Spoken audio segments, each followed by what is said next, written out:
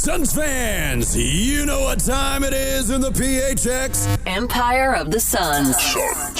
Phoenix Suns. Empire of the Suns. The Empire of the Suns podcast is brought to you by Sonic. Drive to your nearest Sonic location and don't forget to order your half-price drink or slush anytime in the Sonic app. Hello there and welcome to the Empire of the Suns podcast. My name is Kellen Olson, joined as always by Kevin Zimmerman. What's up, Kev, man? What's up, dude? Hi, man. Hi, dude. Yeah. Where are we? We ended our last podcast with you saying if the Suns went like 5-2 or 5-3 or something, we would talk about basketball.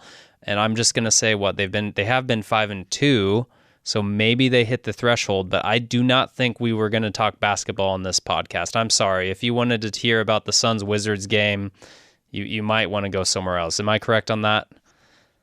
You are correct on that. And even if we wanted to break down exactly what was happening on the floor, we can talk about rebounding and all this kind of stuff. Like I said it on Wolf and Luke yesterday, I was like, some other problem is just going to come up. And it was 29 points off turnovers last night. Like it's like one or the other. Yeah. And it's two incredible extremes right now. And I just wonder what's going to stop it. But that's not what we're going to be talking about today. The Suns have a new center. They traded for Nick Richards 2 days ago. He is with the team today. At least we were told yesterday that he was going to be with the team today being Friday. And then on Saturday, I would assume he is going to make his debut. This was a trade that was speculated at, I think, for like a year plus, because we were looking around the league at not backup centers, but like centers that were in positions where they could get moved, and like the team moving them would be okay with moving them. Like we talked about Goga Bitadze from Orlando for a while. Nick Richards was another name that came up quite a bit. The Suns acquire him for all three of their second round picks and Josh Okogie. In return, they get a second round pick, which is Denver's this year. And then Nick Richards. Nick Richards makes $5 million this year. He makes $5 million next year, which is non-guaranteed. 27 years old. He's fine. He's a decent NBA caliber center, I would say, with chances to show more because of the environment that he was in Charlotte, just like PJ Washington did when he went to Dallas. But this is not a move that shifts a ton for them in the short term. It just helps alleviate a big hole for them, which has been center play in general and rebounding as well. But the expectations are very tempered on this, rightfully so, which is how much it can actually change for the team. They're going to be better because of it, but how much better and how much will the more consistent minutes out of your center rotation, will that help alleviate everything else wrong with this team? Don't think so, but we'll see. It's like in the cartoons when the boat has like 10 holes in it and you plug one and then another one pops up. Like that's what this team is. Their defense has actually been pretty good over the last maybe 10 or so games relative to where it's been this season. And then, you play good defense and then you give up a third of the other team's shots are offensive rebounded and scored upon. Then your defense does not matter as much. No matter how good you're playing it. So I think, he's going to solve the rebounding issue. But like you said, they fix the turnover and the defense issues during the rebounding thing. And then finally, when they get the rebounding a little in order against Washington, for example, they, have a terrible turnover game. I just don't. I think the bigger thing on this trade, again, I don't want to say Nick Richards isn't a good basketball player and that kind of thing. I think he will help. I think the gravity will help. The shooters, we've talked about paint points. Like they need a rim roller who can stay on the court for more than 20 minutes, 25 minutes even. He might be that. He's gonna score at the rim a bit. I think he'll have good numbers, that sort of thing. But I think the bigger thing on this trade is that you are back to burning. Let's just say you burn 2 second-round picks. That's not a ton in some ways, but you just found a way in this past draft, and we applauded the Suns for getting those picks. and they found a way to burn him real fast. And we're back in this position where you basically have nothing to work with for the next 8 years that's tradable. And whether or not the Jimmy Butler thing remains alive, I have no idea. But it's just like, how else do you go about this if Jimmy Butler is not going to become a Phoenix Sun and Bradley Beal is going to go? Like, I just don't know what this team has other than looking internally and saying we have to get better. And that's kind of a boring conversation, honestly, because we've been having it for the past year and a half. What's your kind of thought on just the trade assets and the path forward to getting better in realistic terms, I guess? Yeah, I don't like the trade just because it's a short-term move. It has nothing to do with Nick Richards per se. The way I like it is if Nick Richards is a starting caliber center for the next 5 to 6 years on your team, because that's like how long it is going to take for this rebuild to go in a direction where you're really starting to be a competitive team again. But the odds of that are like pretty low. He is someone who I think because of where he is and like how newly he's come onto the scene gets defined as young, but he's 27. So most of his improvement is done, and he's just kind of the player that he is right now. I think players can always get better even, and then like their mid-30s, I think they can get better. Don't get me wrong. But I think there's a certain amount of improvement that he has left to do still, and is at that age where we don't see that type of improvement get along. Like, I just don't know how he's going to fit in defensively. He's a good shot blocker. He does some verticality stuff. But PJ Washington went from Charlotte to Dallas, which to one of the best defensive teams in the league. And that's where he was really able to showcase himself. This is one of the worst defensive teams in the league. So I don't know the ecosystem is right for taking a fairly inexperienced player and winning basketball, I'll put it as. Yeah. Because it's his 5th year in the league, but he hasn't played on a lot of teams that play winning basketball. And there's just going to be a lot for him to pick up in a short amount of time. So that's the other part of this that I don't quite understand, is that from a known commodity perspective, last year you were like, here are all these guys who had pretty great years, career years in unproven situations. Eubanks, Watanabe, Bates Diop, and like, let's put them on a contender and see if we can get them for cheap. And all those guys flopped, essentially. Yeah. So then you go back to the proven commodity strategy. You get Plumlee, you get Jones, you get Morris, you get all these guys. And now we're back to the strategy of last year, again, with this. And I say that is like, I think he's going to help them this year, but how much is he going to help them? I don't know. Like, it's a pretty tough transition for him to make in the middle of the season. Our buddy Scott Howard like jokingly tweeted out the picture today of Brandon Wright and said like, this is like this. There's some similarities there from 10 years ago. Our pod hasn't been around that long, thankfully, to where we have a Brandon Wright episode, but like that's right around its inception. That's the year before Book got drafted, I believe, which is when we started. But yeah, even in the short term, like I'm not sure how much it helps necessarily. For those that haven't been listening to all of our recent episodes or have been reading my stuff or your stuff, you had a new article go up today.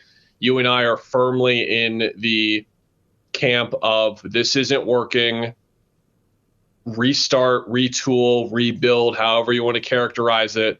Like make some major changes, and like we're being not trying to be coy about it, but like it's like we just don't want to sit here and make it all hot takey and be like, this is why the Suns should trade Kevin Durant. We're just saying we feel like this team and that doesn't work has met its course, and the Suns obviously do not feel that way. And this was basically a direct confirmation that if you are someone as a Suns fan who is rooting for them to blow it up and like trade Kevin Durant by the trade deadline, I do not think you are going to get your wish. Yeah. I'm pretty certain you are not going to get your wish unless other factors dictate that beyond the Suns' desires, because they pretty clearly have been trying to get this Jimmy Butler thing to work for a couple of weeks now, even to the point of like looking at other players to trade to get more draft equity to make the trade happen.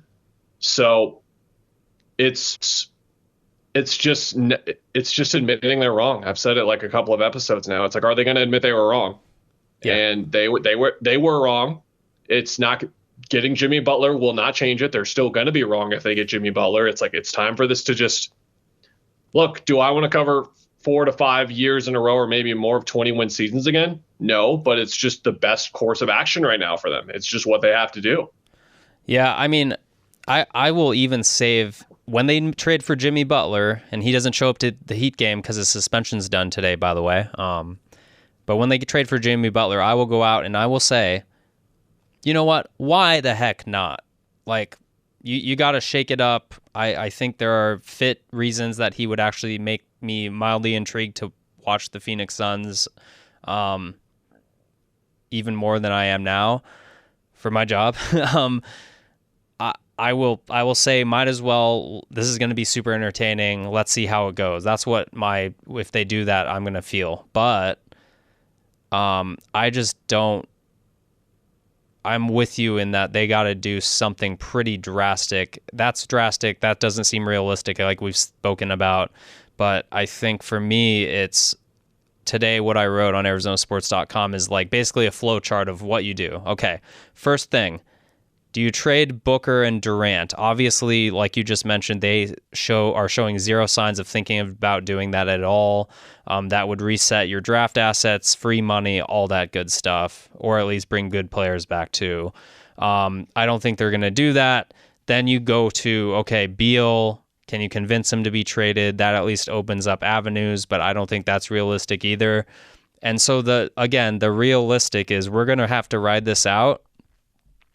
And look, I don't think it's necessarily bad if they go through the trade deadline and don't do anything because, again, it's just like you can't trade Nurk.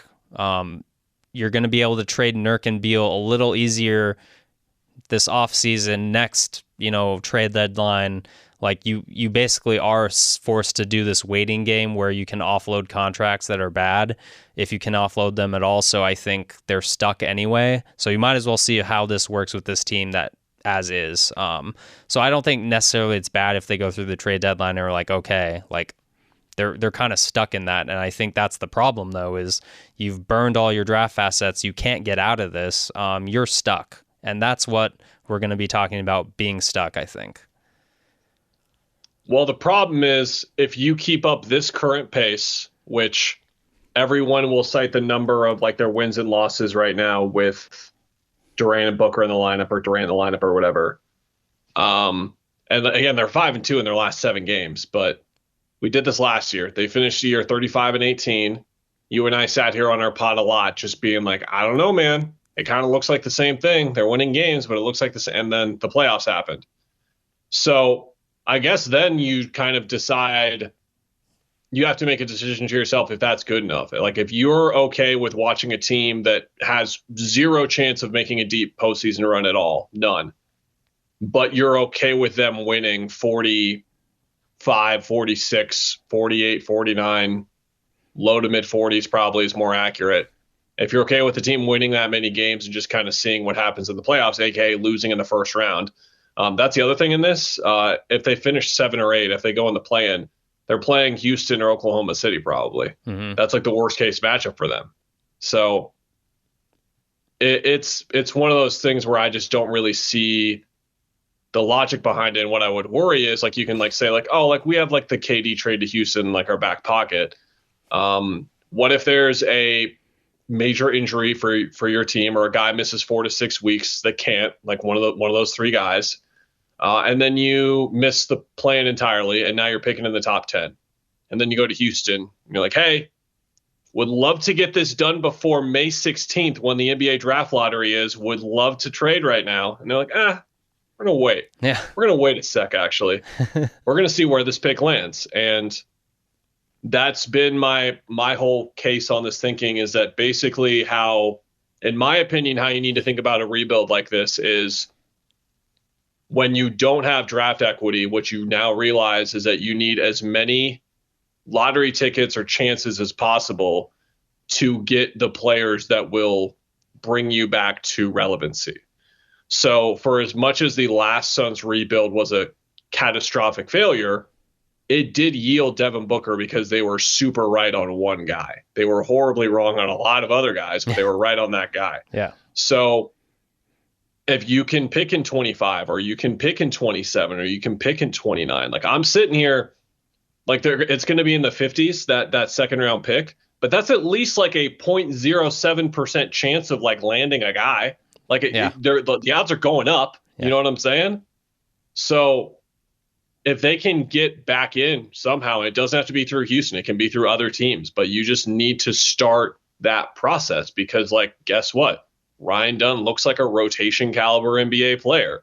Oso Iguodala looks like he could be a backup big on a very good team. Like, you have two pieces already, actually. And if Book is okay with writing this retool, rebuild out, if that's what they're going to do, then you're not going to be horrible. You're not even going to be bad, in my opinion. Like, if you just put young athletes around Book and run, you're probably going to be good. Yeah. It sounds like what he wants to do from everything he said this year. So, like, there are paths to this that aren't like doomsday level stuff here. No. They're screwed, don't get me wrong, but all it takes is hitting on one of those picks, and then all it takes is a couple of things kind of falling not into your lap, but just getting lucky once or twice. So you have to increase your odds of getting lucky, though, which is why I think they need to, because again, like, the only other reason to do this is like business, is like ensuring your ticket sales do well, keeping a relevant basketball team for another year or two. But now you're going to have a less relevant basketball team for a couple more extra years because of your waiting. Because if you blow it up in, let's say, end of 26, 27 is when they blow it up, right? Like that offseason or whatever. That means they had 1 second round pick in the 50s.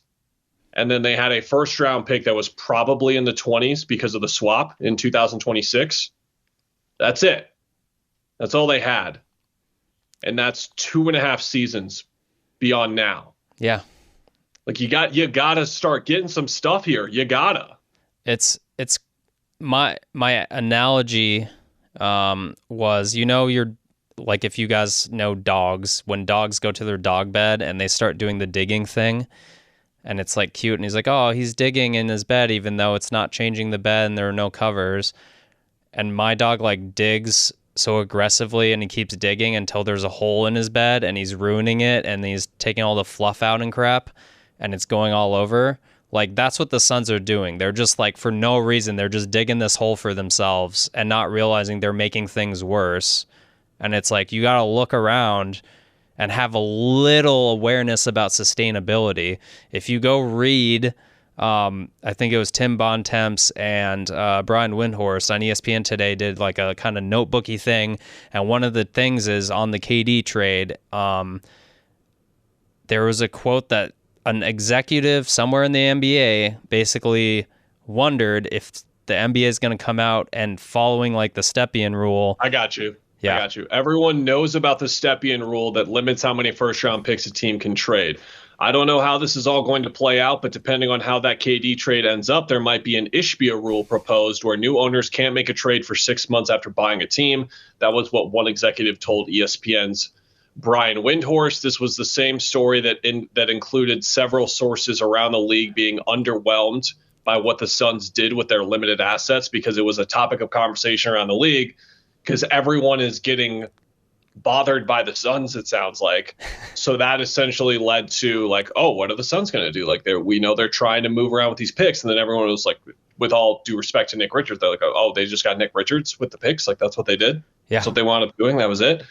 And that kind of report comes out. And then Bill Simmons, who not a sources guy per se, not someone who is widely reporting news all the time, but is someone who is deeply plugged in and has a lot of conversations with a lot of really important people around the league all the time, didn't insinuate, just flat out said the league is annoyed by the Suns and just said, like, no one wants Nurkic, no one wants Beal, leave us alone. And so the perception of them has like taken a hit. Yeah. And it doesn't matter if like this is separate than like players want to come to Phoenix. Apparently, like Jimmy Butler wants to come to Phoenix, but there is something to, I think, be said for like the guy in Bill Simmons did this, like the guy in your fantasy league just keeping asking for silly trades. It's like, no, I don't want that. No, I don't want Bradley Beal. Like, at some point you stop listening to him. You stop taking his calls because you're like, I don't want to talk about not wanting Bradley Beal with the Suns again for the 10th time. Like, the Suns are using energy, and this is why everyone knows the Suns want Jimmy Butler, I think, every reporter in the game right now, because every team is hearing the same stuff that the Suns are working the phones, right? And so I just think that everyone's just confused and sees desperation in a way, but also what's crazy to me, and this doesn't matter at all for like getting a deal done or not, but like the Suns basically are operating like a front office for the Detroit Pistons or Milwaukee Bucks or both right now, because they're going to have to go to those teams and say, hey, we want to get Jimmy Butler and we need you to help us.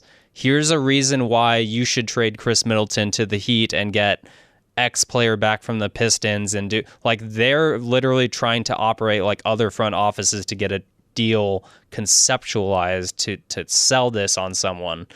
And to me, that's what's crazy in all this is the front office.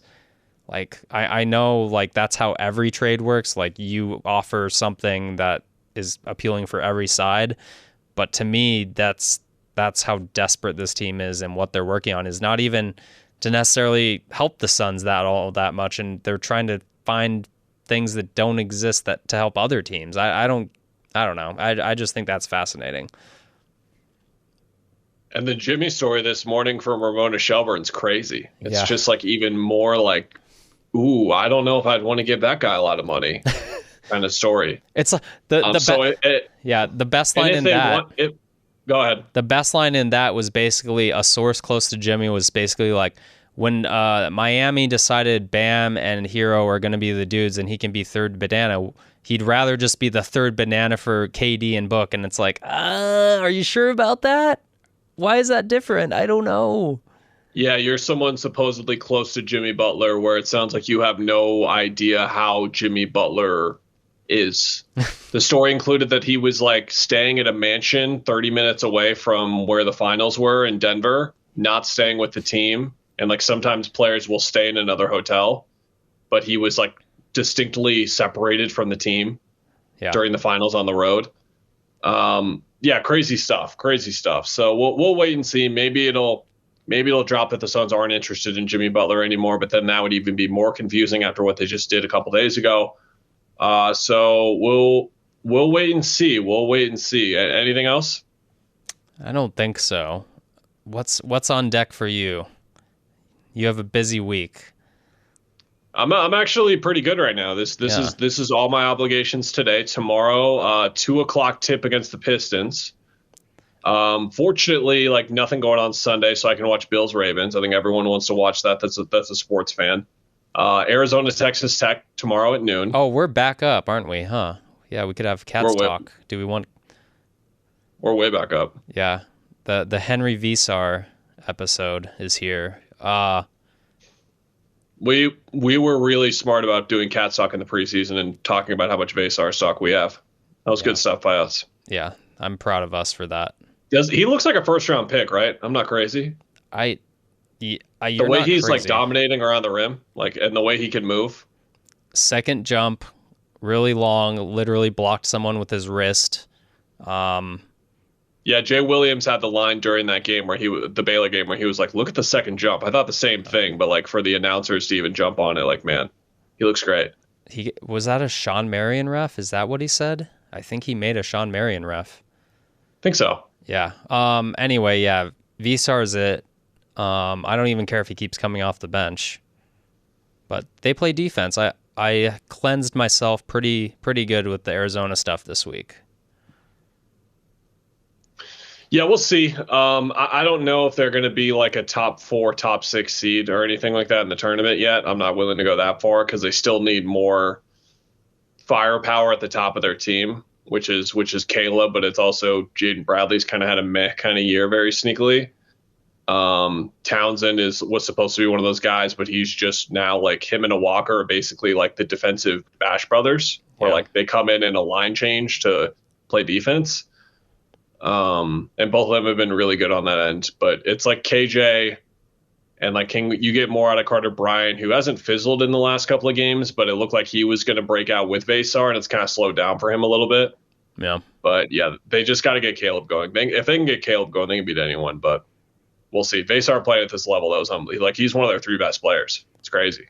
Yeah. They I don't think this is even close to being one of the most talented Arizona teams in the I don't know how to rank it, but they're playing well together, and that's important in this game. I don't know if you've heard, but there are some teams you get a bunch of superstars together, Kellen, and they just don't win games. So Big 12 just hasn't been that good this year either. I don't think it's like a Big 12 is not as good as we thought thing from like perception and like how good was the Pac-12, really all that stuff. I just think the Big 12 hasn't been that good this year. Iowa State is like, there's supposed to be like four versions of Iowa State in that conference every year, and there's just one, and it's Iowa State. Yeah. Like, Kansas kind of stinks too. They don't look that great. I am excited to see the Iowa State matchups because I think they're coming to Arizona, or they at least play both ASU and Arizona. So there's that, yeah.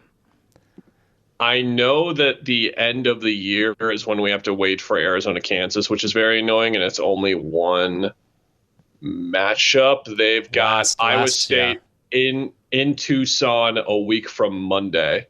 Okay. And then they've got Houston at home in mid-February, and then at Iowa State first week of March, second week of March is at Kansas, and then it's tourney time. Yeah, that's fun. That's good. 2 Iowa State and 1 Kansas. The Houston, those are the games we'll see how good this team is, yes. We'll be back next week, I guess. I don't know. Got anything you want to talk about? Like, is there another version of Cats Talk we can do next episode? Something else? We could take a poll from and interact with our listeners, possibly. Maybe that's what we do. Or they trade for Jimmy Butler and then we're back. I don't know. Yeah, there's a fun litmus test game on Monday where not so much a litmus test against the Cavs, but they haven't played against elite competition in what feels like an eternity because they did play Memphis, but Memphis was missing like everyone. Yeah. They played Dallas, but I believe they were without Luka in that game. Denver was missing guys too. Like, I'm scrolling and it's like it's been at least like a month and a half. The Knicks in like late November, I would say, is the last time they played like a really good team. A good to very great team that was like fully healthy for the most part. So we just haven't seen them in that environment. We'll see. Detroit on Saturday's bad news. That's another bad matchup. I can't believe I said in real life today, the Detroit Pistons who are better than the Phoenix Suns. I said that in the office and it's like, well, yeah, that's where we are. Yeah, I'm on injury report watch, and what I mean by that is just seeing when Yusuf Nurkic's thing changes from illness to not with team. I keep waiting. I wonder if it'll happen today. We'll see. That's my prediction. It'll happen within the next 5 days. Okay, yeah, that's the next thing. It's like you gotta sit down with that dude and either be right with him, be good with him, or whatever. Everyone's like, you have to trade him, waive and stretch him. It's like, no, just send his ass home. What do you mean? Like they need like a roster spot, sure, but like you can't waive and stretch and then add more money long term. Like that's how the thing works. Like just send him home the rest of the year and then look for people who are willing to take on expirings for bad long term money. Yeah, easy. Kellen has it. It's so easy. He has the notebook right here. Not that bad. Wouldn't you love to have Jay Crowder right now, knowing he went for 5 second-round picks? Oh, yeah. Oh, well, it's not that situation. That's for sure. It's not. All right. Yeah, we'll probably take questions next week. That actually, it's kind of crazy how quickly things are happening right now. Like that'll be next week, and then the week after that'll basically be pre-trade deadline. So. Oh man. Okay. I doubt it's going to be uneventful. I'll put it that way. Yeah, that's true. I agree. I'm not going to argue with that. We don't mean to say that as we know things, by the way, but like you guys have been listening long enough. You guys have been feeling the vibes around here. It just feels like something's going to happen. Yeah. And it's not just getting a fine NBA center. We'll see you next week, everyone. Goodbye.